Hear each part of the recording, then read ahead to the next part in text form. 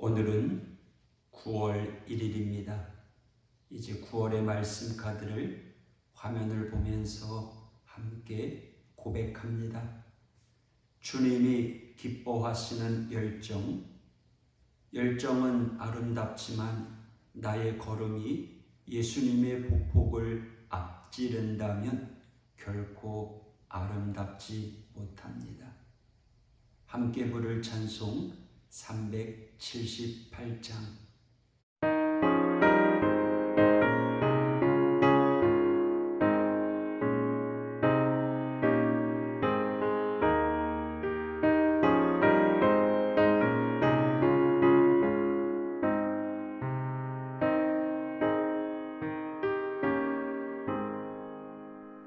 내 갈 길 멀고 마음은 기쁜데 빛 되신 주 저 번영집을 향해 가는 길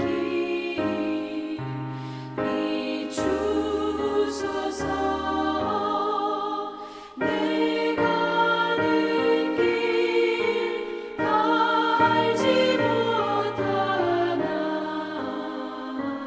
한 걸음씩 늘 인도하소서.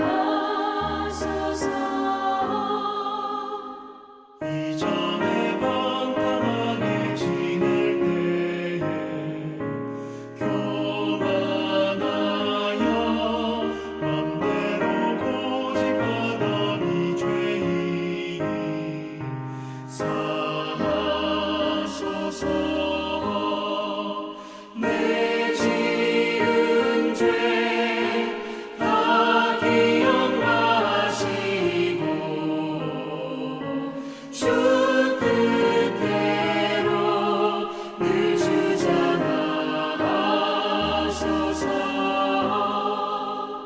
이전에 나를 인도하신 주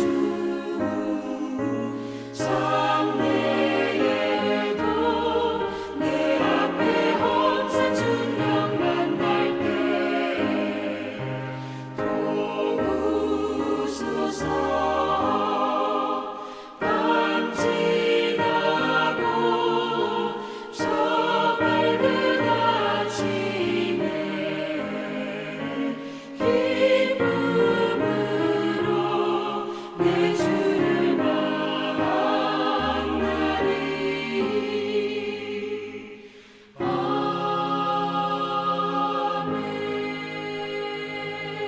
아멘.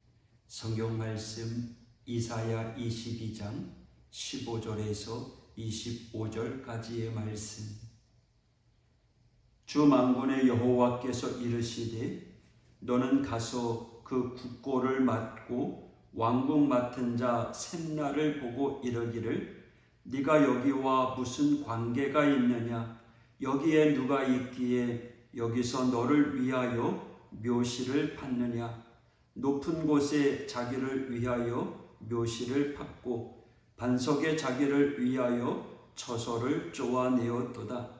나 여호와가 너를 단단히 결박하고 장사같이 세계에 던지되 반드시 너를 모질게 감싸서 공같이 광막한 곳에 던질 것이라. 주인의 집에 수치를 끼치는 너여 네가 그곳에서 죽겠고 네 영광의 수레도 거기에 있으리라.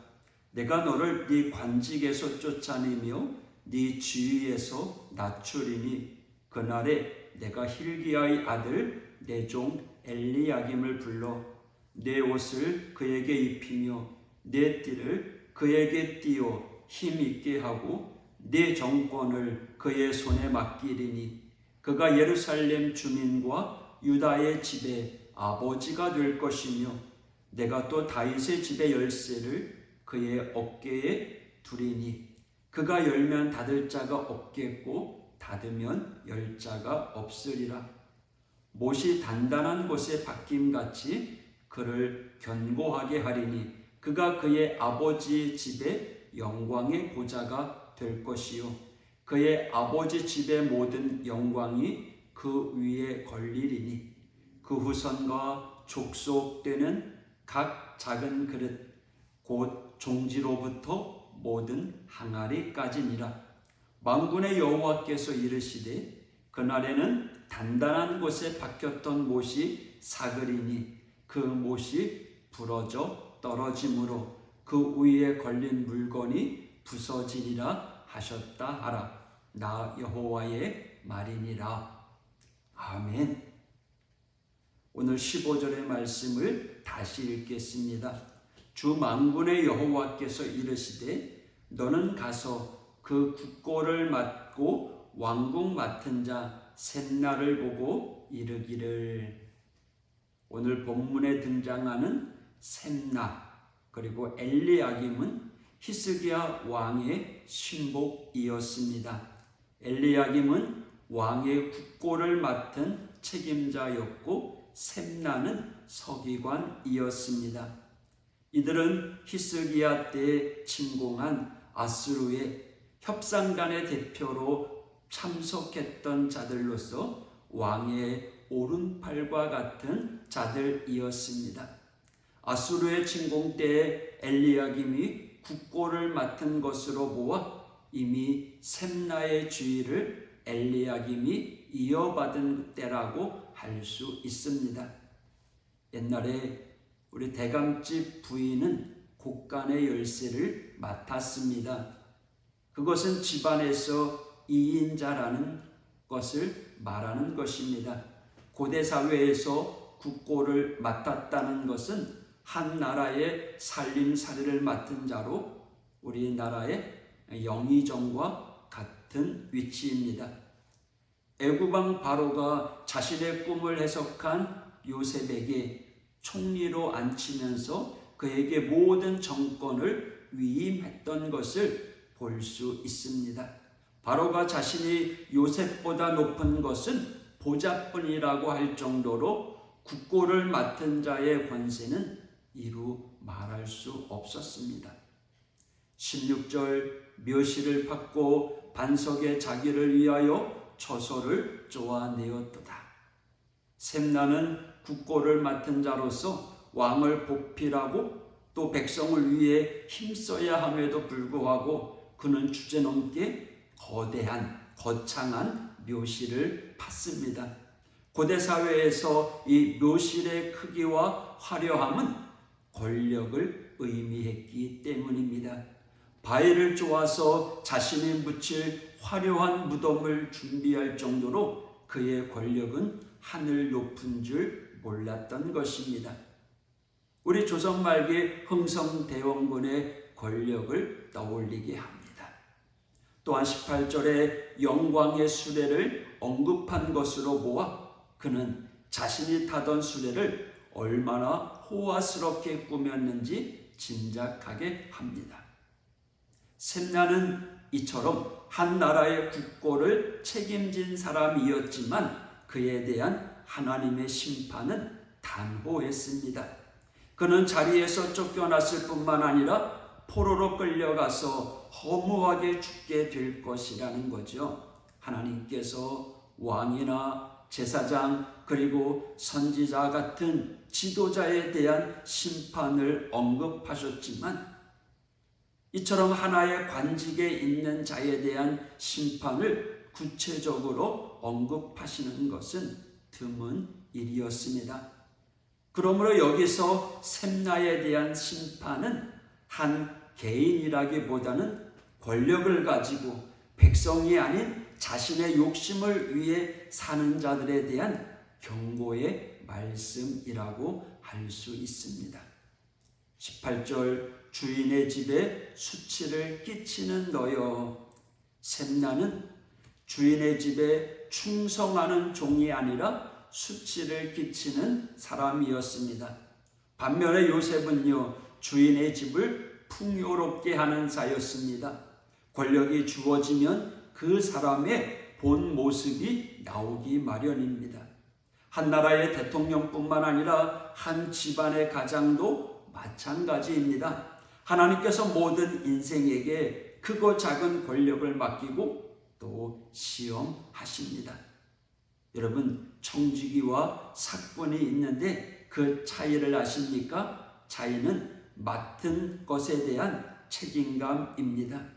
작은 것에 충성하지 않는 자는 큰 것에 충성하지 않습니다. 세상의 것에 정직하지 아니하고 불성실한 자는 하나님의 것과 하나님의 일에 거짓된 자요 불충성한 자입니다. 하나님께서 교회에서 예배의 모습만 보시는 것이 아니라 우리의 인생 전체를 살피시는 줄 믿습니다.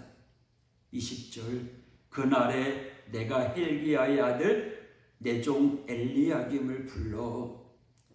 20절 이하는 해석하기 쉽지 않은 대목인데요, 여기서 주목할 것은 그날에입니다.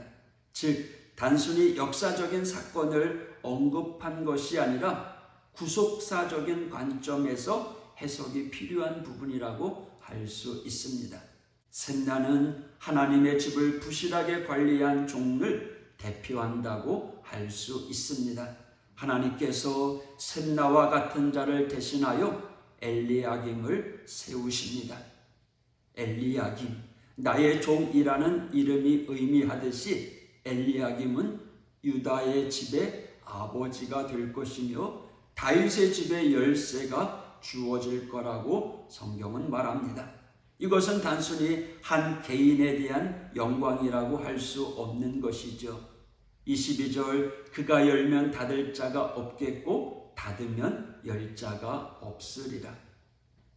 예수님께서 베드로를 향하여 그의 고백 위에 교회를 세우시겠다고 말씀하시면서 마태복음 16장 19절에 내가 천국 열쇠를 네게 주리니 네가 땅에서 무엇이든지 매면 하늘에서도 매일 것이요 네가 땅에서 무엇이든지 풀면 하늘에서도 풀리리라 하시고 이렇게 말씀하셨습니다. 그러므로 이 엘리야김은 하나님께서 패역한 이스라엘을 대신하여 세우시는 베드로와 같은 자를 말씀하는 거라고 할 수 있습니다. 23절 못이 단단한 곳에 박힘같이 그를 견고하게 하리니, 단단한 곳에 박힌 못이 견고하듯이 우리의 인생 역시 반석이신 예수 그리스도께 박힌 자가 되어야 합니다. 그럴 때 견고할 수 있는 것입니다. 유대인은 율법을 의지했습니다. 그리고 세상의 권력과 부를 의지했지만 우리 그리스도인은, 저와 여러분은 오직 십자가를 의지하는 자들인 줄 믿습니다. 25절 그날에는 단단한 곳에 박혔던 못이 사그리니, 20절의 그날은 하나님이 인생을 부르시는 날이고 25절의 그날은 심판의 날입니다. 아브라함을 부르신 하나님은 이스라엘을 부르시고 또 이스라엘을 부르신 하나님은 예수님을 통해 교회를 부르셨습니다. 그리고 복음을 통해 우리 인생들을 부르십니다. 그러나 부르신 모든 자들에게 심판은 있습니다. 그 심판의 날에 견고한 못에 걸린 자가 있고 삭은 못에 걸린 자가 있을 것입니다. 여러분, 마지막 날까지 오직 부르심에 순종하시기 바랍니다. 오직 반석이신 예수 그리스도께 박힌 자 되어서 흔들림 없이 사명 감당하며 주님의 교회를 든든히 세워나가는 이제 9월 되시기를 축복합니다. 그렇게 바랍니다. 기도하겠습니다. 하나님 아버지 감사합니다. 못이 단단한 곳에 박힘같이 우리 믿음의 성도들이 반석이신 예수님 안에 그 위에 단단히 세워져 가게 하여 주시고 그 피로 값주고 세운 우리 하오교회를 더 든든히 세워가는 우리 믿음의 공동체 될 수 있도록 인도하여 주옵소서. 이제 9월 시작합니다. 하나님 영육간에 강건하게 붙잡아 주시고 흔들리지 않는 믿음으로 담대하게 신앙생활할 수 있도록 하나님 지켜 보호하여 주시옵소서. 예수님 이름으로 기도했습니다. 아멘.